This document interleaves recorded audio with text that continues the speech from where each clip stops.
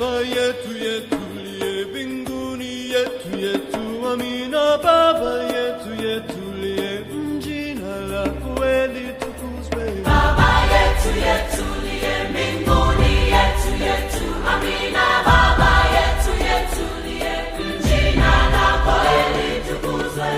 Tupe leo chakula chetu, tunachohitaji utusamehe makosa yetu, kama nasi tunavyowasamehe waliotukosea, usitutie katika majaribu, lakini utuokoe na yule mwovu wa milele.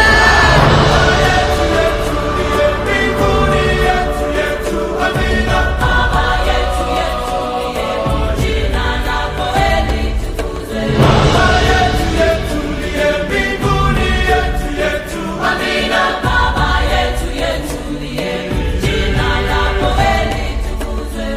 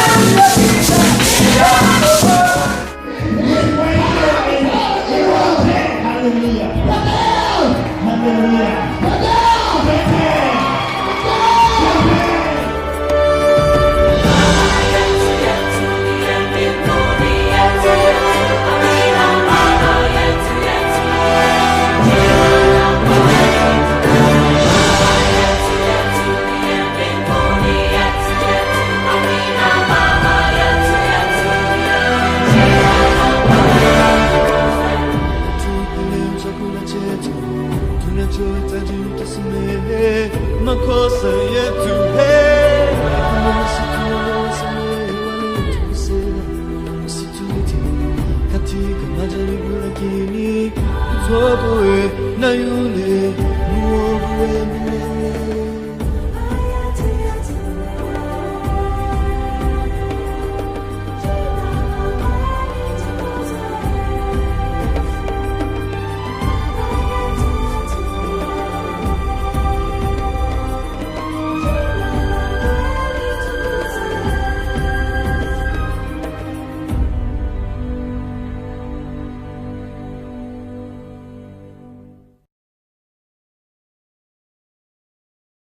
자, 오늘 함께 은혜 나누실 말씀입니다.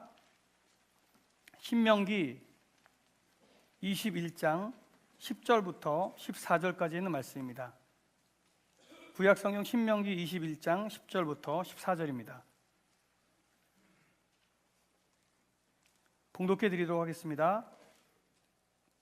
내가 나가서 적군과 싸울 때에 내 하나님 여호와께서 그들을 내 손에 넘기심으로 내가 그들을 사로잡은 후에 내가 만일 그 포로 중에 아리따운 여자를 보고 그에게 연연하여 아내를 삼고자 하거든 그를 내 집으로 데려갈 것이요 그는 그 머리를 밀고 손톱을 베고 또 포로의 의복을 벗고 내 집에 살며 그 부모를 위하여 한 달 동안 애곡한 후에 내가 그에게로 들어가서 그의 남편이 되고 그는 내 아내가 될 것이요 그 후에 내가 그를 기뻐하지 아니하거든 그의 마음대로 가게 하고 결코 돈을 받고 팔지 말지라 내가 그를 육 보였은즉 종으로 여기지 말지니라. 아멘. 아멘. 할렐루야. 자, 우리 옆 사람과 인사하겠습니다. 이렇게 좀 반색을 하면서 이렇게 옆 사람에게 인사하십시오. 오, 무슨 일이 있으셨어요? 오늘 너무 멋지신데요. 자, 시작. 아이, 참, 내가 이분을 보니까 이게 즐겁게 사는 법을 모르시는 것 같아. 정말 그래서 그러려는 얘기가 아니라 좀 그런 것처럼 한번 해보시라고요. 예.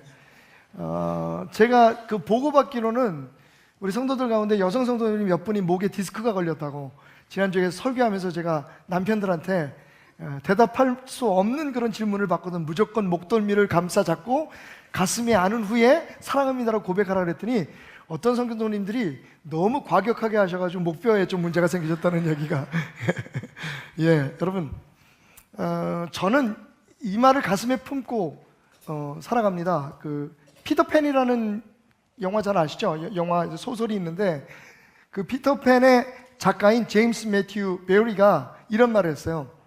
행복이라는 것은 내가 좋아하는 일을 하는 것이 아니라 내가 하고 있는 일을 좋아하는 것이다. 지난 한 주간 동안에 제가 제일 많이 받았던 질문이 뭐게요? 목사님, 괜찮으세요? 아유, 그렇게 바쁘셔서 어떻게 해요? 그런데 참 이해가 안 가는 질문 중에 하나예요. 맞습니다. 무척 바쁩니다. 그런데 여러분, 제가 행복해요. 바쁜지 모르겠어요. 쉬면 됩니다, 솔직히.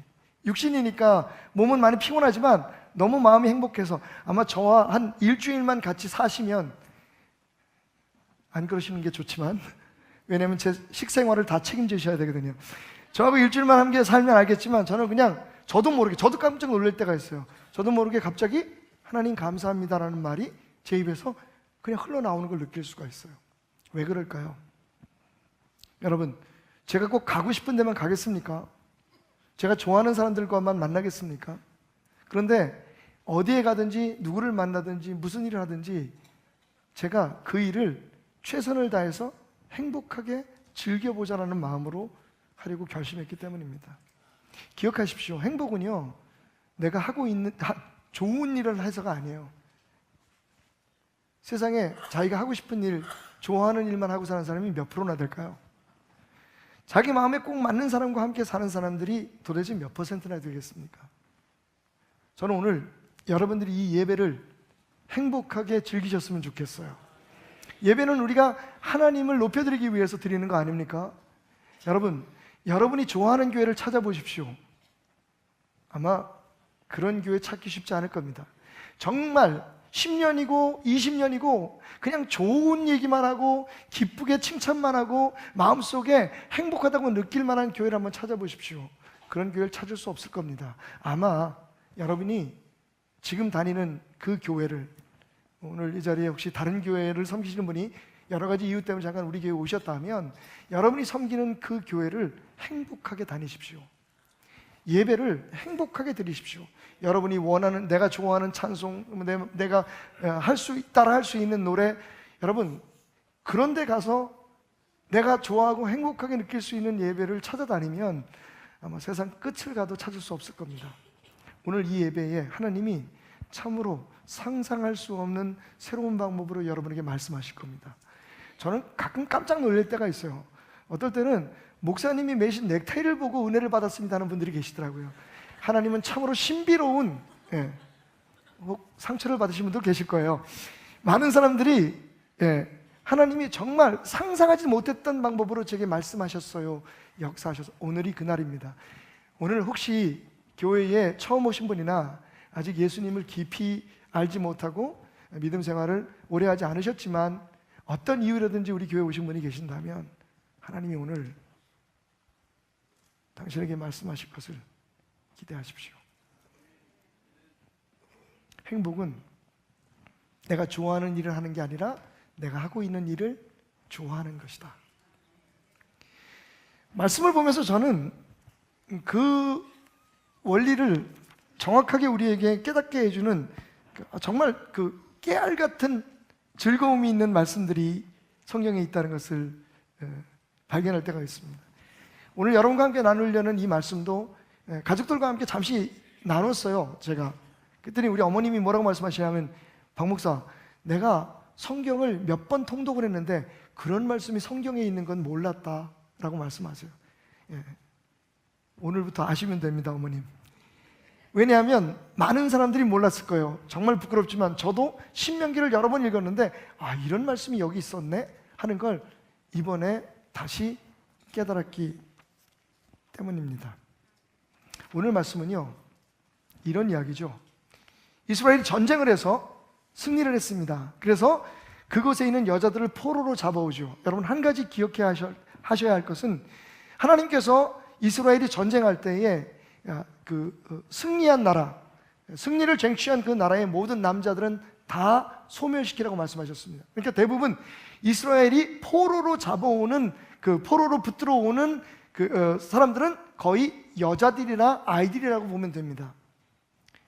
그렇게 잡혀온, 이스라엘의 포로로 잡혀온 여자들 중에 오늘 말씀해 보니까 아리따운 포로가 있어서 그를 만약 네가 연연하게 되거든, 그 포로로 잡혀온 아리따운 여인을 보고 사랑에 빠져서 그 이방인 여자를 아내로 삼으려 하거든 다음과 같은 그런 과정을 거쳐야 한다라고 하는 이야기입니다. 다시 말하면 포로로 붙들려 온 여인과 결혼하기 위한 그런 율례다, 율법이다 라고 생각하시면 되겠습니다. 자, 이 말씀을 통해서 우리가 깨닫는 건 뭘까요? 역시 여자는 아리따워야 된다라는 거죠.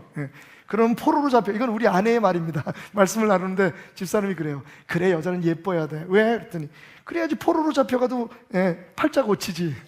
절대로 그런 말 아닙니다, 여러분. 제 아내에게 오늘 이 시간을 빌어서 사적인 말을 잠깐 드리면, 당신이 그래서 제 아내가 된 것은 아니라는 것을 기억해 주시기 바랍니다.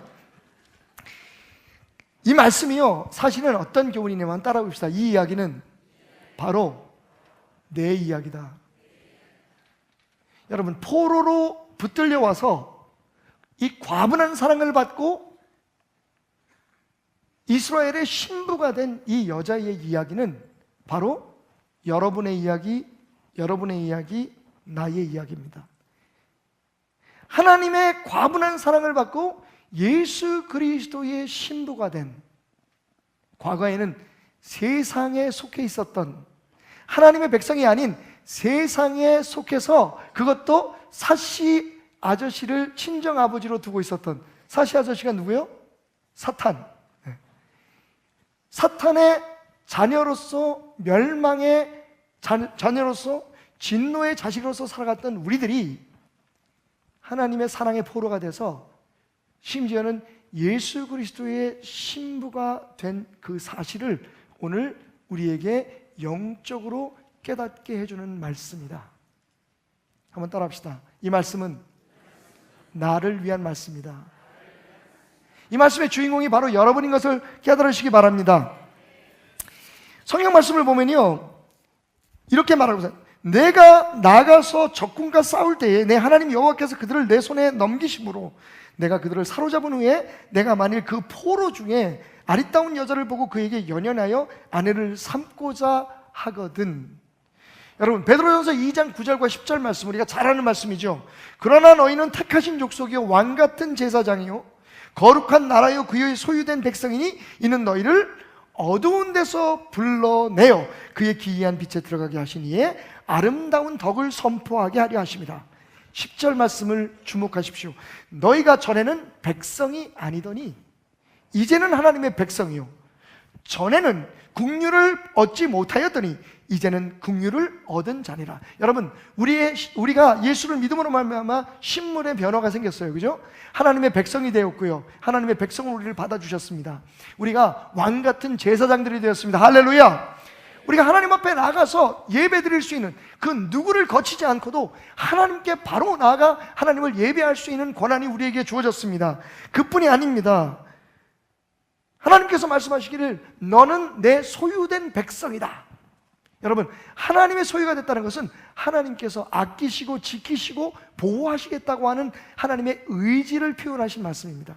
자, 그런데 처음부터 우리가 그런 사람들이었다라고 성경은 말하지 않습니다. 너희가 원래는 어두운 곳에 있었어. 너희가 원래는 버려진 사람들이었어. 너희가 영원히 멸망받을 수 없는 진노의 자녀들이었지만 너희를 그 어둠에서 건져내시고, 전에는 백성이 아니었는데 백성 되게 하시고, 전에는 국류를 받지 못했는데 이제는 국류를 얻은 사람이 되게 하셨다. 여러분, 전에는 우리가 하나님의 백성 아니었습니다. 그리스도의 신부가 아니었습니다. 그런데 우리가 저 포로된 세상에서 하나님의 사랑으로 말미암아 이제 하나님의 자녀가 되고 백성이 되고 국류를 얻게 되고, 우리가 지금 함께 공부하고 있는 그리스도의 신부, 복덩이가 되었다. 할렐루야. 자, 그렇다면 여러분, 그렇게 된 우리들이, 그리스도의 신부가 된 우리들이, 과거에 멸망할 수밖에 없었던 그런 위치에 있었던 우리들이 하나님의 백성이 되어서 그리스도의 신부로 살아가기 위해 해야 할 일들이 있다고 오늘 이 율법은 우리에게 영적 교훈을 주고 있습니다. 12절 말씀을 보십시다. 그를 너의 집으로 데려갈 것이요 그는 그 머리를 밀고, 제일 첫 번째 해야 될 게 뭡니까? 머리를 밀어야 합니다. 여자 성도 여러분, 여성 성도 여러분, 다음 주에는 기대해 보겠습니다. 아니다, 머리 밀고 오면 여기가 절인 줄 알겠지? 여러분, 영적인 말씀이죠. 자, 그러면 이스라엘 백성들은 어떤 경우에 머리를 밀었을까요? 머리를 민 것에 대한 말씀은 레위기 14장 8절과 9절에 나와 있습니다. 잘 들으십시오. 정결함을 받는 자는 그의 옷을 빨고 모든 털을 밀고 물로 몸을 씻을 것이라. 그리하면 정하리니 그 후에 진영에 들어갈 것이나 자기 장막 밖에 이래를 머물 것이요 일곱째 날에 그는 모든 털을 밀되 머리털과 수염과 눈썹을 다 밀고 그의 옷을 빨고 몸을 물에 씻을 것이라. 그리하면 정하리라. 정결의식이죠. 어떤 것에서 정결하여짐을 선포하는 의식입니까? 여러분, 문둥병 혹은 악성 피부염에 걸린 사람들이 옛날에 이스라엘 그 백성들의 진중에 머물 수 없었습니다. 그런 것들이 확인이 되면 제사장이 그게 문둥병, 나병이라는 것을 확인한 후에 그들을 진 밖으로 내쫓았습니다. 자, 그리고 거기서 있다가 대부분의 사람들은 그 병으로 죽어가게 되겠지만 정말 기적적으로 하나님께서 살려준 사람들이 있어요. 그 사람들의 몸에서 이런 상처들이 사라져가고 문둥병의 진물과 고름이 멈추게 되고 이 악성 피부염이 나았게 되면 해야 될 일이 뭐냐면 일단 몸에 있는 모든 털을 깎는 겁니다. 그 중에서 딱 집어서 성경은 머리털과 남자 경우에는 수염을 밀라고 말합니다. 온몸의 모든 털을 다 민 후에 물로 자기의 몸을 다시 씻고 그리고 가서 제사장에게 확인을 받아야 돼요. 나는 이제 정결해졌습니다. 그러면 그때에 다시 그 백성들 가운데 들어가서 가족들과 함께 살고 백성으로서의 권리를 누리고 하나님 앞에 예배할 수 있는 존재가 되었다라고 인정을 받는 것이 바로 이 정결의식입니다. 그런데 이 정결의식이 신약시대에도 한번 나오죠. 아마 여러 번 행해졌겠지만 신약성경에 보면 사도 바울이 디모데라고 하는 한 청년을 주의 종으로 세우기 위해서 주변 사람들이 수군댔어요. 비난을 했습니다. 아니, 아무리 기도도 많이 하고 영적으로 뛰어나고 성령을 받았다고 해도 아버지가 헬라 사람인데, 디모데는요 엄마는 유대인이었지만 아버지가 헬라 사람이었어요. 그러니까 그런 사람을 우리의 지도자로 받을 수가 없다라고 하는 그런 말들이 여기저기 오고 갈 때에 사도 바울이 디모데를 불렀습니다. 그리고 그의 모든 털을 깎게 합니다. 결단을 의미하는 거죠. 이제 더 이상 내가 비록 육신의 아버지는 헬라 사람이지만 나는 하나님의 백성으로, 나는 그리스도의 종으로 살겠습니다라고 하는, 다시 말하면 세상에서 이제는 완전한 하나님의 백성이 됐다고 하는, 나는 정결하여졌습니다라고 하는 것을 보여주기 위한 정결의식을 행했다고 말합니다. 어린 나이가 아닙니다. 청년입니다. 머리를 빡빡 밀고 눈썹을 다 밀었습니다. 오늘 하나님은 우리에게 그것을 요구하십니다. 너희가 세상에서 살다가 영원히 멸망할 수 없는 진노의 자식이었다가 이제 하나님의 자녀가 되고 하나님의 백성이 되고 하나님의 제사장이 되고, 할렐루야, 그리스도의 신부가 되려거든 너희의 머리를 깎아라. 결단을 하는 겁니다.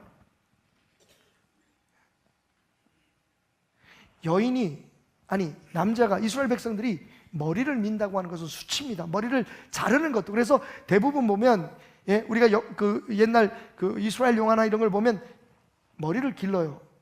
여자들은 머리에 무엇인가를 뒤집어 써야 했습니다.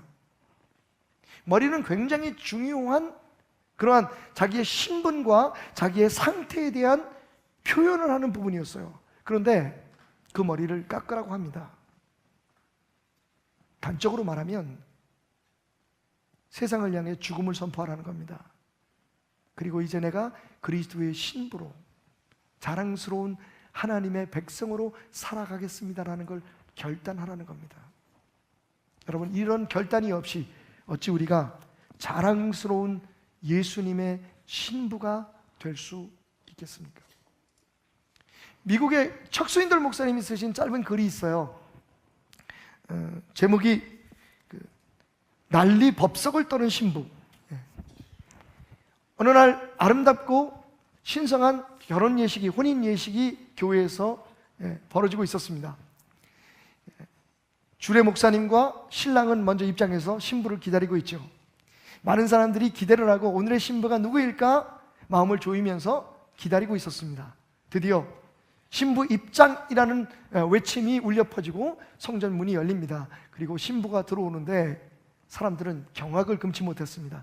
갑자기 깍 하는 비명소리와 함께 여러분 다소곳하고 우아하게 들어와야 할 신부가 막 춤을 추면서 뛰어 들어오는데 웨딩드레스는 다 찢어지고 그 찢어진 틈 사이로 보이는 살은 보기 싫은 흉터로 가득하고 코에는 쌍코피가 터지고 그러면서 여러분 막 흐트러진 머리에 면사포도 반쯤 벗겨진 그런 신부가 막 춤을 추며 들어옵니다. 사람들은 경악을 금치 못합니다. 척수인들 목사님은 그 글을 맺으면서 이런 얘기를 합니다. 이것이 어쩌면 오늘 우리들의 교회의 모습일지도 모른다. 그리스도의 신부된 교회가. 그러면서 이런 마지막 말을 남기죠. 아, 이것 큰일 났군요. 또 그리스도의 신부인 교회가 싸우고 있습니다. 여러분, 적어도 그리스도의 신부로서의 영적인 다소곳함이나 겸손함이나 온유함이 나중에 따라온다고 할지라도 일단 머리를 깎는 이스라엘 사람들처럼 결단이 필요한 거죠. 우리의 마음에 내가 그리스도의 신부로 살아가겠습니다. 이제는 내 삶의 친정이었던, 영적인 친정이었던 세상에서 떠나서 이제는 하나님의 백성으로 그리스도의 신부로 내가 살아가려 합니다. 이건 세상을 향해 나를 죽이고 세상을 향해 이제 더 이상 나는 돌아가지 않겠다고 이별 선언을 하는 강력한 다짐이 없이는 불가능한 일이라는 겁니다. 여러분, 우리는 그리스도의 신부로 불림을 받았습니다. 그리스도, 우리의 신랑 되신 예수님의 걸맞는 그런 신부로서 준비되기 위한 결단을 하십시오.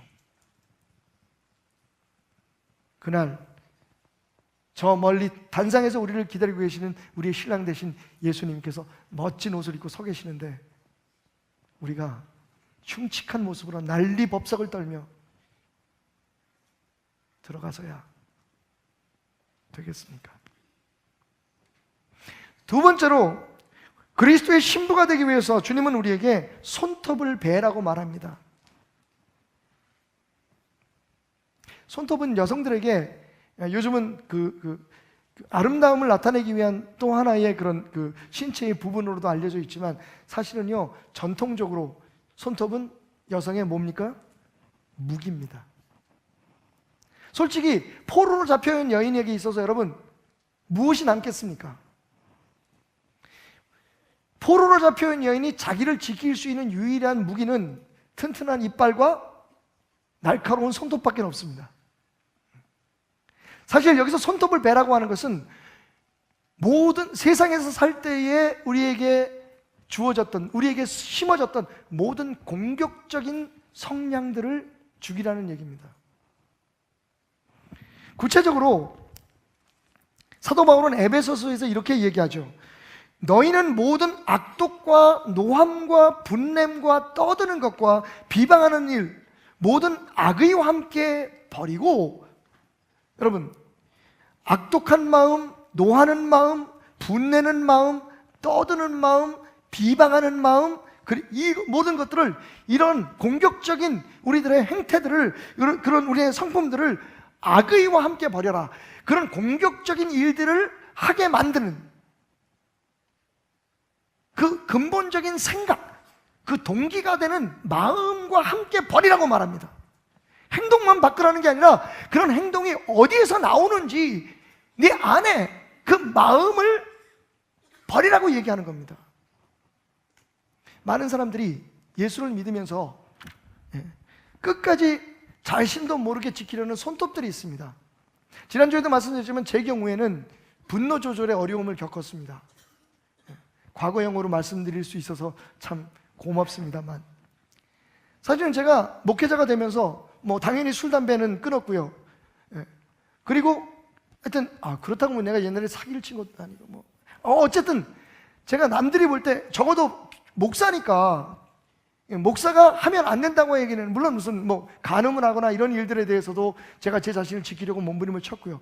저는 이 정도면 어느 정도 내가 목회자로서 갖출 것을 갖췄다고 생각했는데, 제가 여러분이 간증했던 것처럼 제가 한 가지 버리지 못한 게 있었습니다. 그게 뭐냐면 쉽게 성을 내는 겁니다.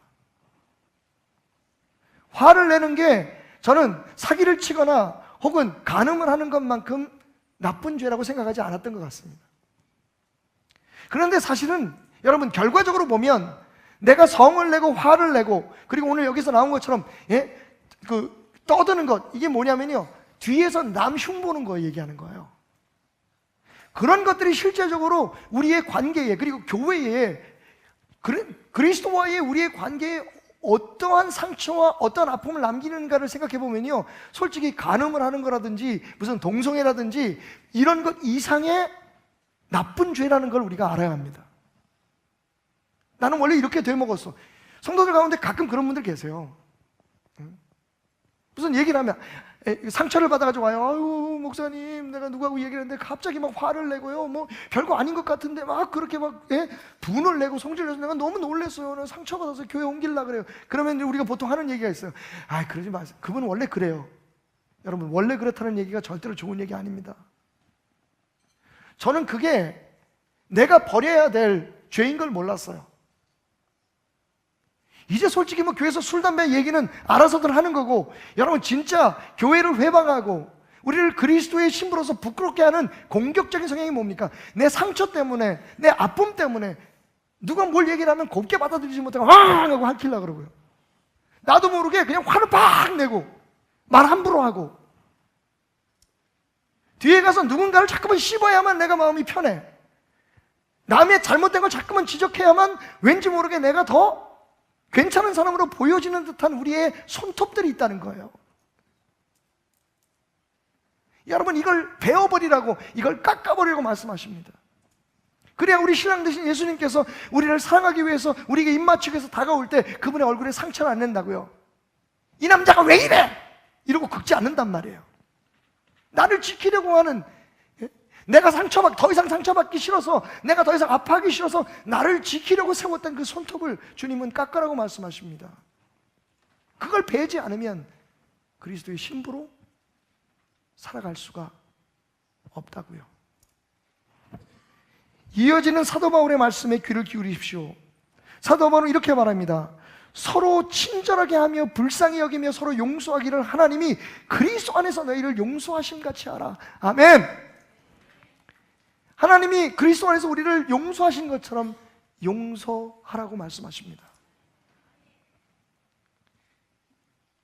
우리의 행동은 그리스도의 신부가 되기 위해서 우리가 갖추어야 될 행동과 마음가짐은 어떤 이유로도 핑계가 될 수 없습니다. 당신도 나처럼 상처받아봐. 그것 좀 이해해주면 안 돼? 물론 우리가 그렇게 이해하고 그것을 받아들이고 사랑하려고 애를 쓰지만, 여러분, 그렇다고 해서 내가 항상 그렇게 된 대로 살아가야 된다는 얘기는 절대로 아닙니다. 우리가 그리스도의 신부가 되기 위해선 세상에 등을 돌리는 것은 물론이고, 결단은 물론이고, 우리 자신의 성품을 다시 되돌아봐야 합니다. 지금 우리가 우리 스스로뿐만 아니라 남에게 상처를 주는 모든 행동들은 대부분 우리가 살아왔던 날들 가운데 가졌던 상처와 아픔, 그리고 우리 안에 있는 잘못된 성품 때문인 것을 인정해야만 합니다. 손톱을 깎으십시오. 머리를 밀고 손톱을 깎으십시오. 그리고 그리스도의 신부가 되기 위해서 세 번째로 하는 말, 오늘 말씀의 제목입니다. 함께 따라 하십시다. 신부들이여 친정을 버려라. 여자 성도님들이 잘 따라 하시네요. 이게 사실 여자들한테는 쉽지 않은 얘기예요. 친정을 버려라. 자, 오늘 뭐라고 얘기하십니까? 하나님께서 말씀하시기를 한 달 동안 그 부모를 위하여 애곡한 후에 내가 그에게 들어가서 그의 남편이 되고 그는 내 아내가 될 것이라고 말합니다.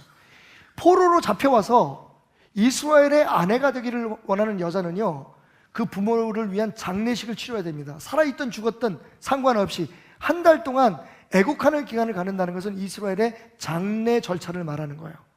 그러니까 친정 부모를 버리라는 거예요. 친정 부모를 떠나라는 겁니다. 그런데 여러분, 이 말씀은 여기만 있지 않습니다.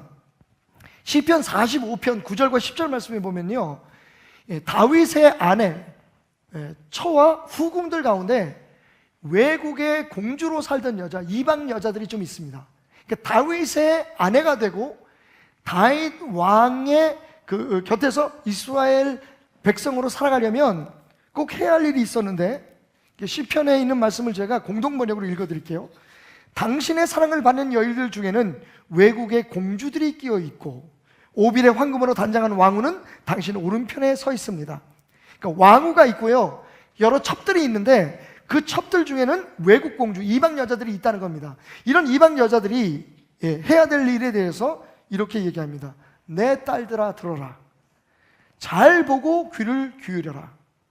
내 결애와 아비의 집을 잊어버려라. 여러분, 진짜 우리 육신적인 친정을 버리라는 게 아닙니다. 그리스도의 신부가 되기 전에 우리의 친정이었던 세상을 버리라는 겁니다. 여러분, 제가 이제 딸을 시집 보내고 나니까 조금 이해할 것 같아요. 딸아이가 저희 집에 와 있는 걸 되게 편안하게 생각하는 것 같습니다. 이게 우리 딸 시아버지가 들으면 되게 기분 나쁘겠네. 근데 원래 시댁이 대구거든요. 그리고 이제 교회를 함께 섬기다 보니까 사위도 그렇고, 사위도 보니까 날 더 좋아하는 것 같아. 내 느낌인가? 어쨌든 우리 집에 오면요 되게 편해요. 옛날에 살던 것처럼 양말도 우리 딸한테 하여튼 얘기하겠습니다. 양말 벗어 던지면서 엄마 나 애기 봐야 되니까 양말 좀 빨아주세요. 시댁에서 가서도 그렇게 할 수 있을지 모르겠어요. 그리고 그래요. 엄마 나 오늘 순댓국 먹고 싶은데 순댓국 좀 끓여주면 안 돼요? 친정이 참 좋고 편한 것 같아요. 그죠? 시댁에 가면 그럴까요? 아마 그럴 것 같아요. 어머님 오늘 뭐 잡수고 싶으세요? 영적으로 보면 세상이 편합니다. 내가 하고 싶은 대로 마음대로 할 수 있잖아요. 그런데 여러분, 우리는 이미 그리스도의 신부가 되는 신부 수업을 받고 있고 하나님의 자녀로서 하나님의 집에 사는 사람이 되었습니다. 솔직히 말해서 예수 믿는 거 편하십니까? 물론 편하게 믿는 사람도 있지만 정말 예수를 바로 믿으려면, 하나님을 정말 바로 믿고 그리스도의 신부라는 사실을, 그 자기의식을 가지고 살아가려면요, 여러분 정말 언어 생활, 행동 거지 조심해야 됩니다. 이것도 하지 마라, 저것도 하지 마라, 누가 하지 말래서가 아니라 내 스스로가 또 이렇게 섬겨라, 저렇게 섬겨라. 여러분, 외국 생활에 그 자기의 세상 생활에, 친정 생활에 익숙했던 이 여자가 그리스도의 신부가 되기 위해서 시집을 왔어요. 제일 어려운 게 뭐겠습니까? 익숙하지 않은 새로운 문화, 그 시댁 사람들과의 그런 그 만남들. 저는 이렇게 프랙티컬한 그런 교훈이 별로 없을 거라고 생각해요. 여러분, 신앙은 절대로 우리의 삶과 멀리 있지 않습니다. 충분히 우리의 삶에서 이해될 수 있는 것들을 주님은 말씀하시는 거예요. 그래서 하나님께서 내리신 결정이 뭡니까? 친정을 버려라. 여전히 하나님의 그리스도의 신부로 살아가면서 하나님의 백성으로 살아가면서 세상을 즐기고 세상 속에서 살아가는 걸 좋아하면 안 된다는 거예요. 저는 이 말씀을 읽으면서 성경에 호세아 선지자의 이야기가 생각났어요. 혹시 이 자리에 고시 계시면 한번 손을 들어봐 주시죠. 고시. 이 고시들 조심해야 돼. 기도 많이 하십시오. 제가 말씀드린 것은 그 이야기의 주인공이 고시예요. 성은 고고 이름은 메리야. 고멜이라고 하는 여자가 있었는데 호세아 선지자의 부인이에요. 그런데 이 여자가 아이를 셋을 낳고 난 후에 처녀 때부터 있었던 그 바람길을 잠재우지 못하고 이 남자 저 남자와 연애를 하다가 집을 떠납니다. 아이 버리고 남편 버리고 도망가요. 그런데 여러분, 성경을 읽다 보면 정말 충격적인 이야기가 있는데 이 고멜이 낳은 3명의 아이의 이름에 누구의 자녀라는 것이 빠져 있습니다. 성경은 대부분 누가 누구를 낳고 얘기를 많이 하잖아요. 그런데 고멜이 낳은 3 아이에 대해서는 누구의 자식이라는 말이 없어요. 무슨 얘기일까요? 이 여자가, 이건 진짜 막장이야. 이 여자가 호세아라고 하는 호씨 집안 분 계십니까? 네. 이분들을 위해서 기도하십시다. 고씨 집안에 있습니까? 회개하시오. 근데 우리 고씨 조심해야 돼. 우리 교회 고용복인의 집이 식구를 모으면, 친척까지 모으면 한 50명 돼. 그냥 가족이야. 이게 한 개척교회 크기만 해. 자, 고씨 여러분 죄송합니다. 근데 괜찮아. 이건 이스라엘 고씨니까. 네. 이 호세아하고 자기 남편하고 살면서도 사실은 바람을 핀 것 같아. 그러니까 이 아이들의 아버지가 누군지도 모르는 거예요, 사실. 성경대로라면. 이런 막장이 어디 있습니까? 이런 여자가 어디 있습니까? 그래서 떠나버리고 아이 셋을 호세아가 혼자 키우는 거예요. 어느 날 어딜 갔다 오다 보니까 옛날 풍습에 의해서 노예 시장이 벌어지고 있었어요. 딱 보니까 막 모양새가 너무 상해서 잘 알아보지 못한 가만히 보니까 자기 아이들 엄마가 거기 서 있는 거야. 부인이라고 말 못하지. 자기 애들 엄마가 거기 서 있는 거야. 그래서 안 보고 외면하고 지나치려고 했겠죠. 하나님께서 그를 붙드셨습니다. 가서 저 여자를 돈을 주고 사오라는 거예요. 자, 미치고 펄쩍 뜰 일이지. 근데 어떻게 했어? 하나님 말씀인데. 그래서 이 여자를 진짜 돈을 주고 사옵니다.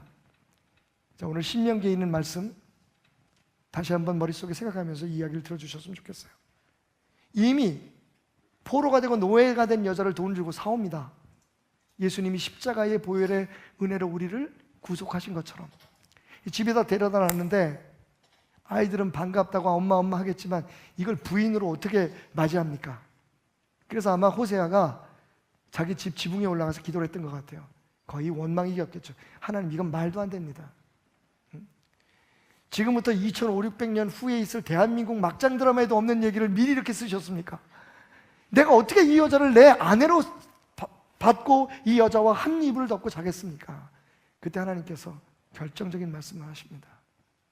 너는 그 여자 하나도 용납하지 못하는데 나는 나를 버리고 간 그 수많은 백성들을 지금도 기다리고 있단다. 호세아가 펑펑 울고 집으로 돌아와 그 아내에게 말합니다. 이제 내가 당신을 다시 내 아내로 맞이하려고 해. 그런데 한 가지만 약속해줘. 제발 바람 좀 그만 피워라. 진짜 성경 말씀이에요. 내가 너의 남편으로 다시 너를 용납하리니 너는 내 아내로서 좀 자식들 잘 키우고, 이전에 있던 얘기는 내가 안 물어볼게. 그냥 오늘 있는 모습 그대로 예전에 당신을 사랑했던 그 마음으로 내가 돌이키려고 노력을 해볼 테니까 당신은 좀 제발 나를 남편으로 부끄럽지 않게 해줬으면 좋겠어. 하나님의 이야기입니다. 우리들의 이야기입니다.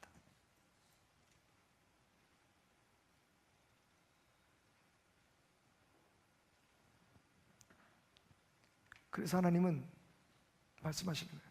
네 친정 부모를 위한 제사를 지내라.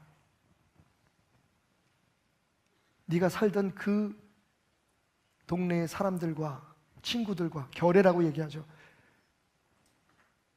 내 아비를 잊어버려라.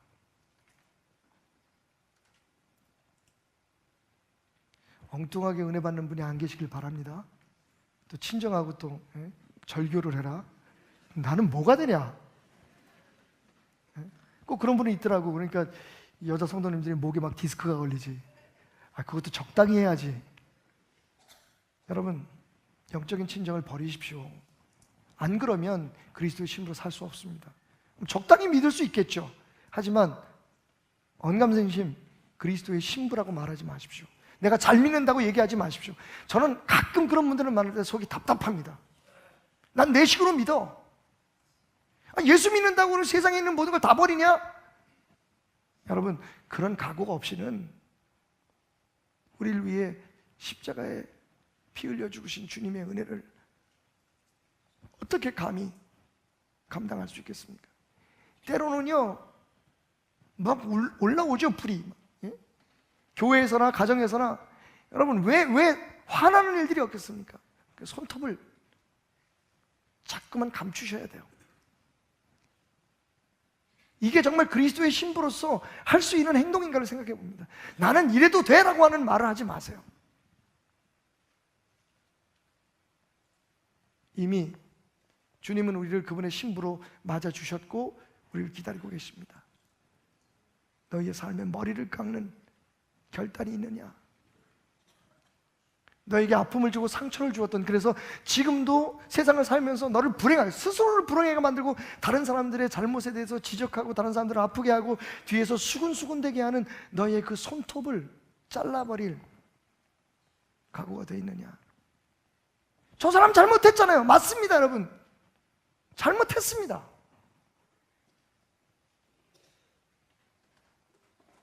주님 말씀하십니다. 사랑할 수 있는 사람만 사랑하는 게 무슨 사랑이니? 할 수 있는 일만 하는 게 무슨 그리스도인의 삶이냐고 말이죠. 친정을 버리십시오. 세상을 버리겠다고 하는 각오가 없이 예수님을 신랑으로 맞이할 수 없기 때문입니다. 그리고 성경은 우리에게 말합니다. 이제 포로되었을 때 입었던 옷을 벗어라. 포로의 의복을 벗고 그러면 무엇을 입을까요? 이사야서 61장 3절과 10절에 주님은 우리에게 그리스도의 신부가 되기 위한 드레스를 주셨습니다. 그게 뭐냐면요, 바로 찬송의 옷입니다. 내 손을 주께 높이 듭니다. 내 찬양 받으실 주님, 내 마음을 주께 활짝 엽니다. 내 찬양 받으실 주님, 슬픔 대신 희락을, 제 대신 화관을, 근심 대신 찬송을, 찬송의 옷을 주셨네. 여러분, 우리가 입은 드레스는요 메이커입니다. 메이드 바이 찬송. 하나님께서 친히 만들어서 우리에게 주신 그 드레스의 이름은 찬송의 옷이라고 말합니다. 찬송의 옷은 뭘까요? 같은 장에 있는 이사야 61장 10절을 이렇게 말합니다. 내가 여호와로 말미암아 크게 기뻐하며 내 영혼이 나의 하나님으로 말미암아 즐거워하리니 이는 그가 구원의 옷을 내게 입히시며 공의의 겉옷을 내게 더하십니다. 신랑이 사모를 쓰며 신부가 자기 보석으로 단장하게 하셨느니라. 할렐루야. 우리가 입은 찬송의 옷은요 구원으로 짜지고 그리고 그리스도인의 아름다운 공의롭고 의로운 삶으로 꿰매어진 드레스라는 얘기입니다. 포로된 옷을 벗고 찬송의 옷을 입고 머리를 깎는 결단으로 우리의 삶에 사랑하는 사람들에게 상처를 주고 하나님의 영광을 가리는 모든 손톱들을 잘라버리고 친정은 잊어버리고 이젠 나의 영원한 시댁인 하나님의 집에 하나님의 백성으로 그 안에서 행복을 누리며 살겠다고 결심하십시오. 2010년 4월 어느 날 서초동에 있는 가정법원 소년법정은 때 아닌 눈물바다가 되었습니다. 그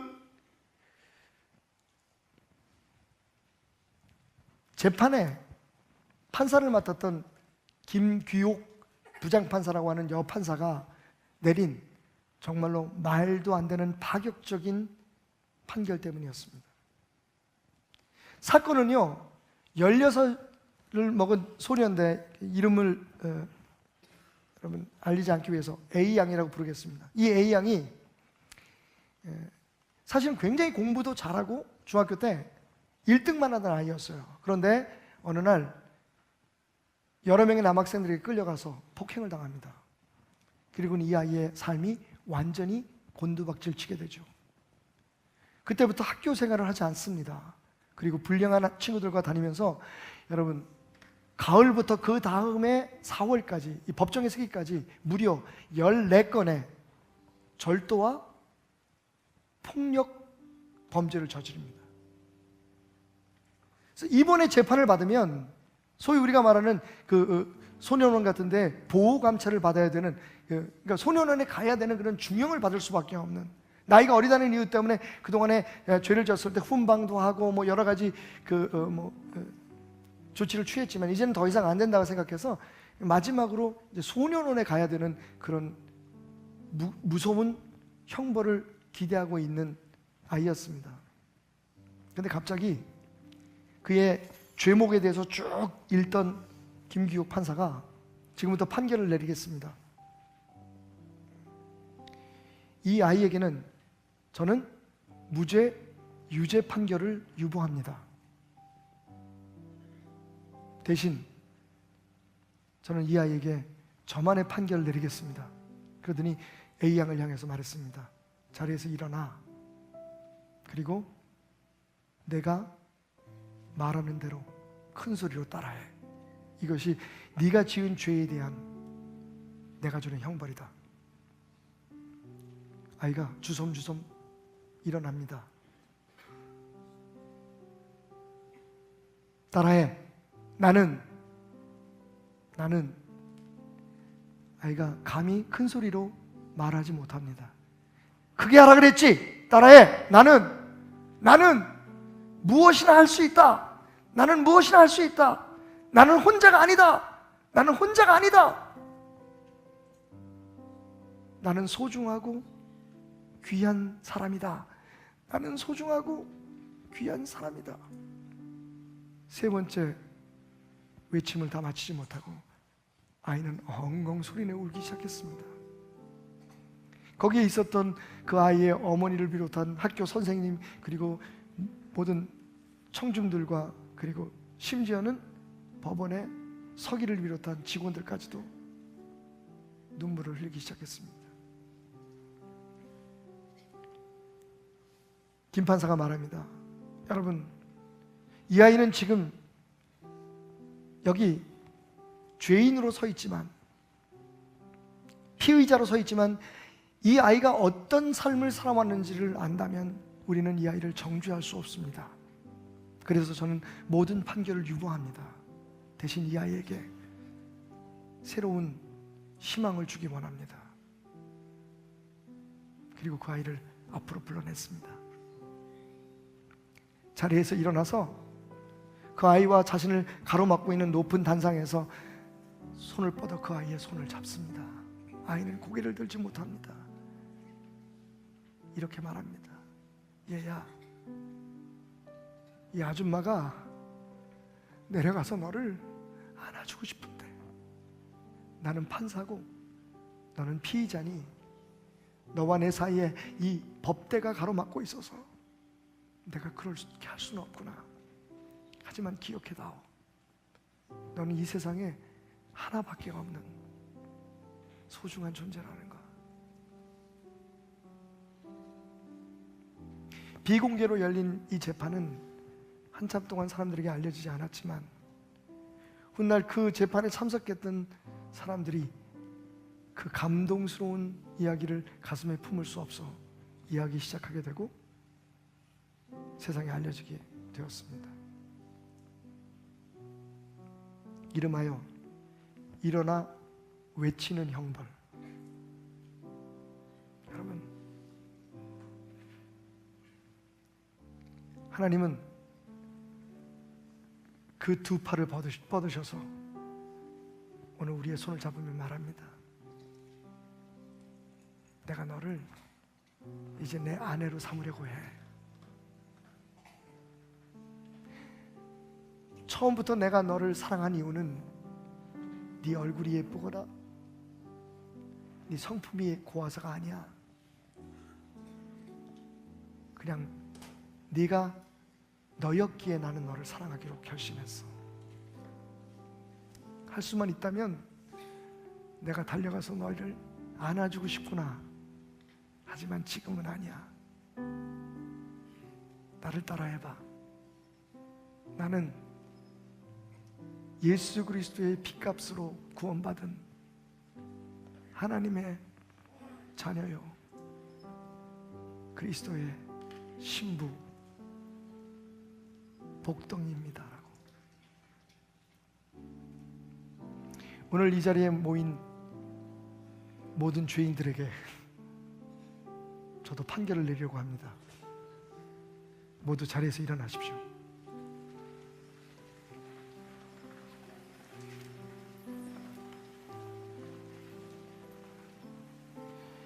여러분, 예수님이 여러분을 위해 십자가에 피 흘려 죽으심으로 여러분의 모든 죄를 대신 지시고 여러분에게는 영원한 생명을 주셨음을 믿으십니까? 그러면 지금부터 담대하게 저를 따라 외쳐주시기 바랍니다. 주 예수님, 나는 이제 예수님을 내 마음에 영접합니다. 십자가에서 죽으심으로 내 죄값을 담당하시니 감사합니다. 지금 나는 내 마음 문을 열고 예수님을 나의 구주, 나의 하나님으로 영접합니다. 나의 죄를 용서하시고 영생 주심을 감사합니다.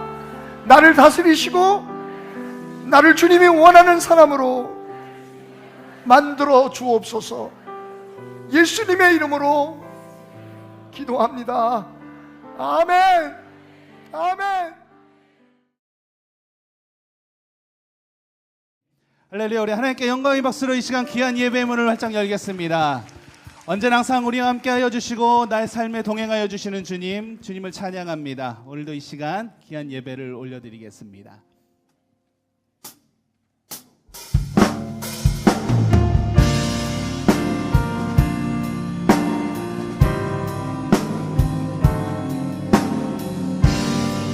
언제나 항상 우리들의 밝은 빛이 되시고 은혜와 긍휼을 베풀어 주시는 주님을 이 시간 찬양합니다. 우리의 소망 되시고 빛이 되시는 주님, 오늘 이 예배 가운데 함께 하실 텐데 나의 예배를 받아주시고 나의 찬양을 받아주시옵소서. 할렐루야. 같이 고백합니다. 예수 우리들의 밝은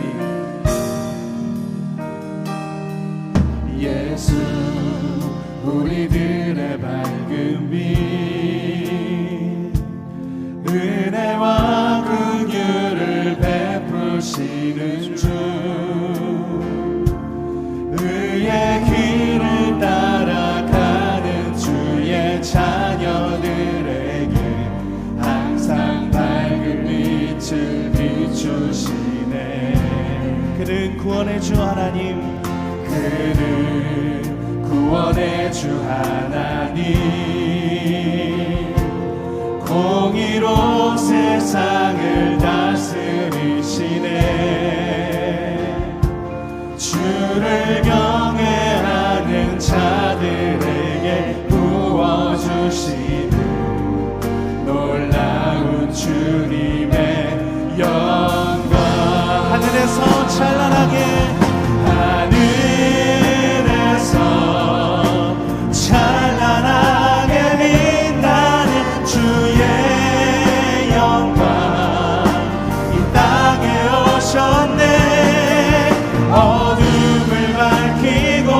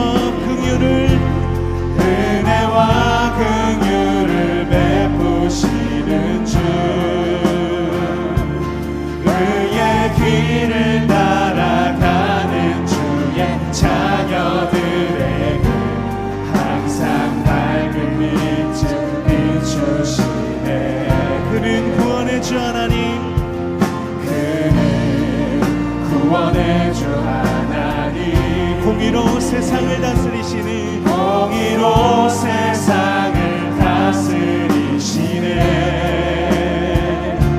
주를 경외하는 자들에게 부어주시네. 놀라운 주님의 영광, 놀라운 주님의 영광.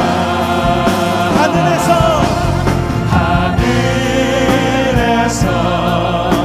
찬란하게 빛나는 주의 영광 이 땅에 오셨네. 어둠을 밝히고 새 생명 주시네. 영원히 빛나는 나의 예수님 높이 영광과 찬양 받으신 그 이름 경배합니다. 슬픔을 거두고 내게 자유 주시네. 기쁨의 노래를 영원한 나의 빛. 우리 한번 더 고백합니다. 하늘에서 찬란하게 빛나는 하늘에서 찬란하게 빛나는 주의 영광 이 땅에 오셨네. 어둠을 밝히고 새 생명 주시네. 영원히 빛나는 나의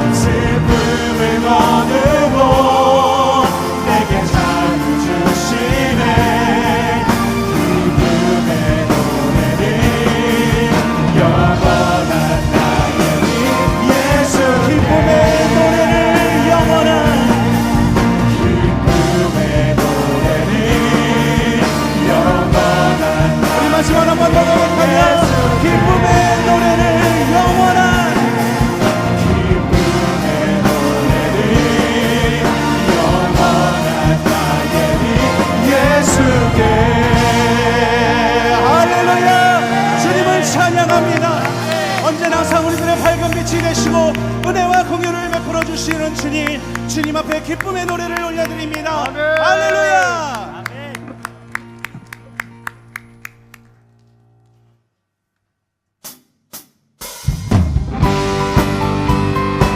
우리 계속해서 주님을 찬양합니다. 거룩하신 전능의 주 하나님, 오늘도 이 시간 이곳에 함께 하실 텐데 우리의 찬양과 예배를 기쁘게 받아주시옵소서. 할렐루야. 거룩하신 전능의 주, 찬양받기 합당하신 주, 나의 평생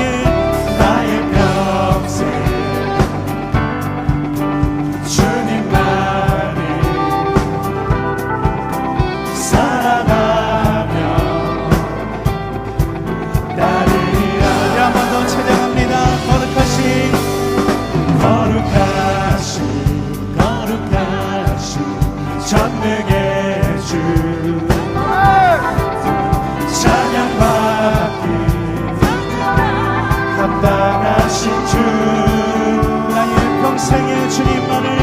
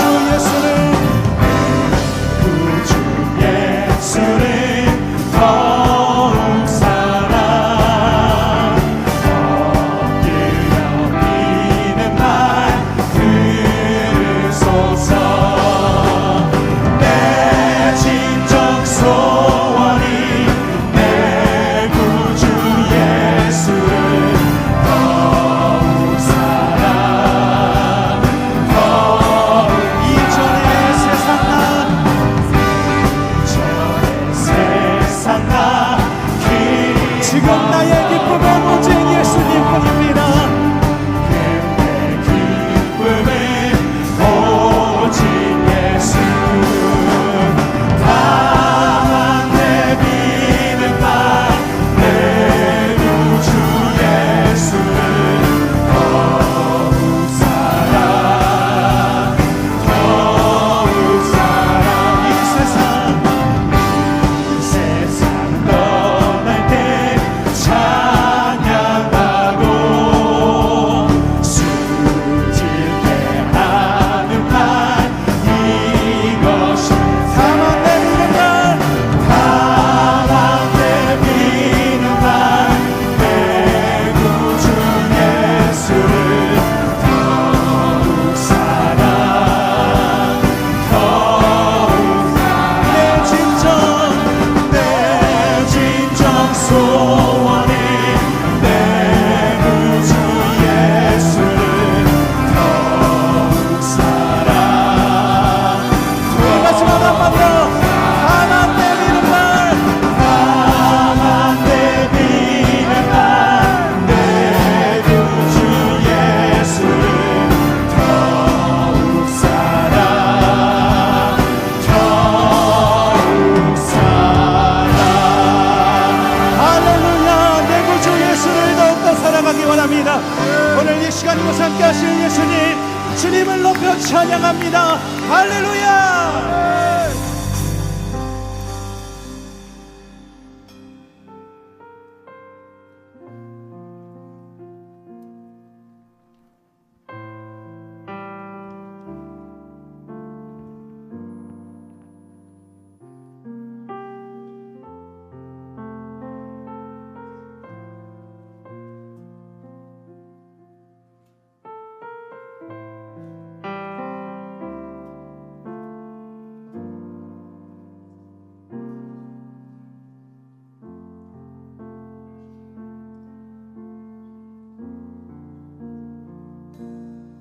언제나 항상 내게 따스한 성령님, 그 성령님을 오늘 이 시간 마음으로 보기를 원합니다.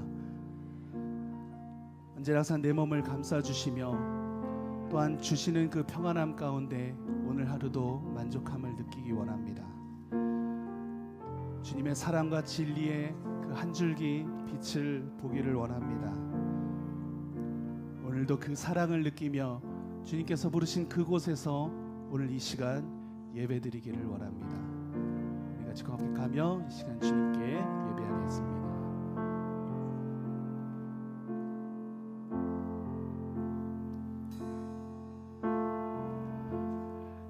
따스한 성령님 마음으로 보내 내 몸을 감싸며 주어지는 평안함 만족함을 느끼네. 사랑과 진리에 사랑과 진리에 한 줄기 빛 보내 내 몸을 감싸며 주어지는 평안함 그 사랑을 느끼네. 부르신 곳에서 나는 예배하네. 어떤 상황에도 나는 예배하네. 부르신 곳에서 나는 예배하네. 어떤 상황에도 나는 예배하네. 한 번 더 고백합니다. 사랑과 진리에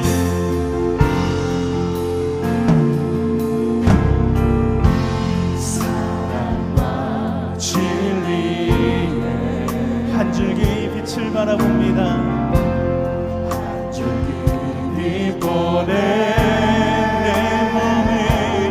내 몸을 감싸며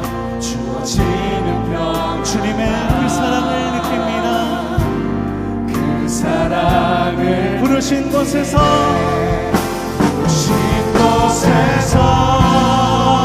나는 예배하네. 어떤 상황에도 나는 예배하네.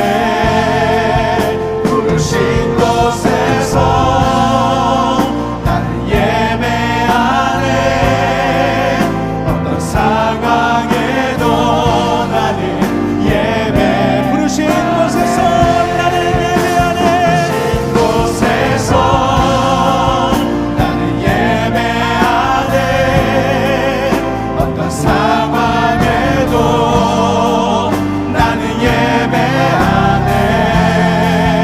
부르신 곳에서 나는 예배하네. 어떤 상황에도 나는. 우리 한 번 더 고백합니다. 부르신 곳에서 나는 예배하네. 어떤 상황에도 나는 예배하네. 부르신 곳에서 나는 예배하네. 어떤 상황에도 나는 예배. 우리 계속해서 고백합니다. 그의 줄이고 목이 마르니 그의 줄이고 목이 마르니 성령의 길을 부소서. 그의 줄이고 목이 마르니 내 잔을 채워 주소. 그의 줄이고 목이 마르니 그의 줄이고 목이 마르니 오늘 이 예배 가운데 성령의 기름을 부소서. 그의 줄이고 목이 마르니 내 잔을. 우리 마지막 한번 더 고백합니다. 그의 줄이고